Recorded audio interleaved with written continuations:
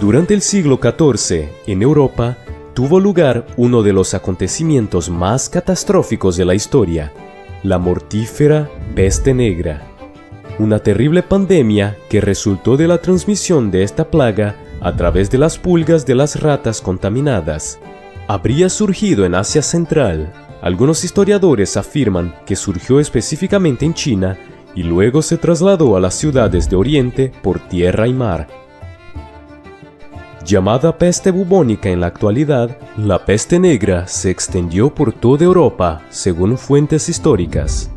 Más de 45 millones de personas murieron, lo que supone algo más de un tercio de la población europea, y se convirtió en uno de los episodios más oscuros de la historia.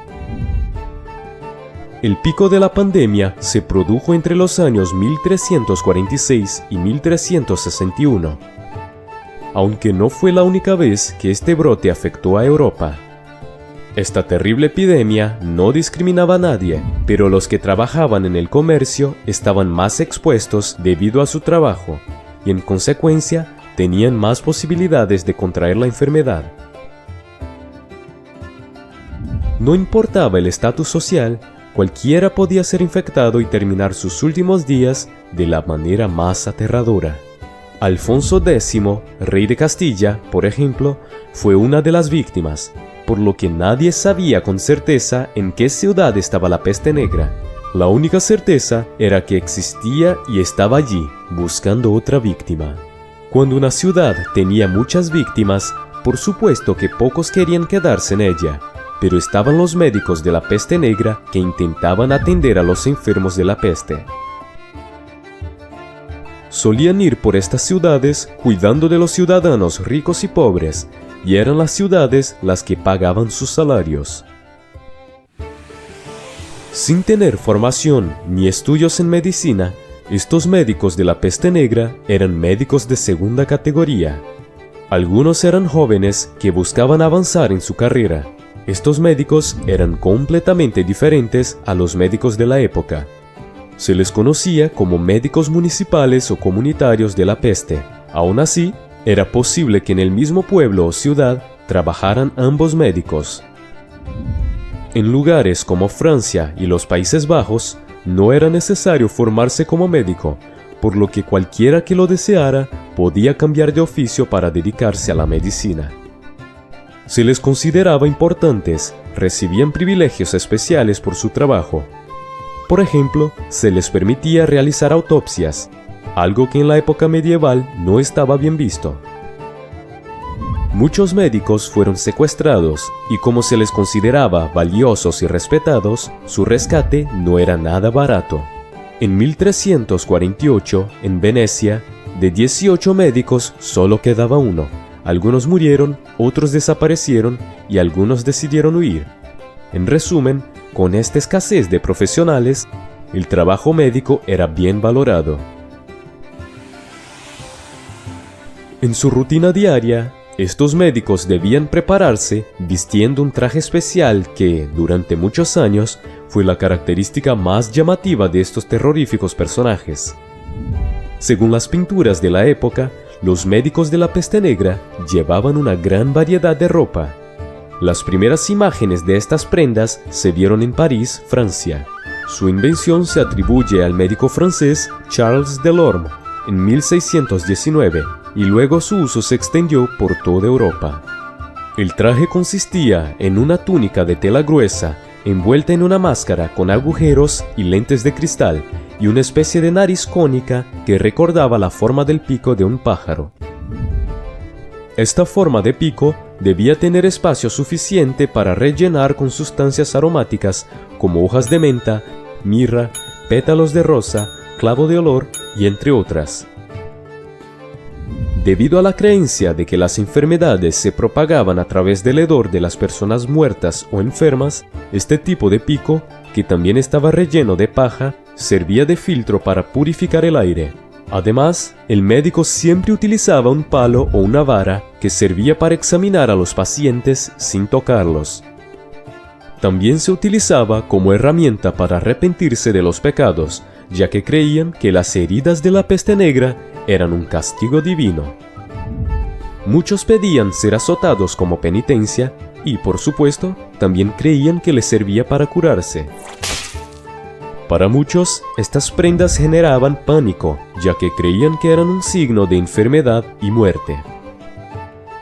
Aunque estos médicos no tenían ni idea de cómo curar la peste, seguramente no te gustaría caminar en medio de una ciudad diezmada por una plaga, y si te encontrabas con un médico de este tipo, podías saber si estabas infectado.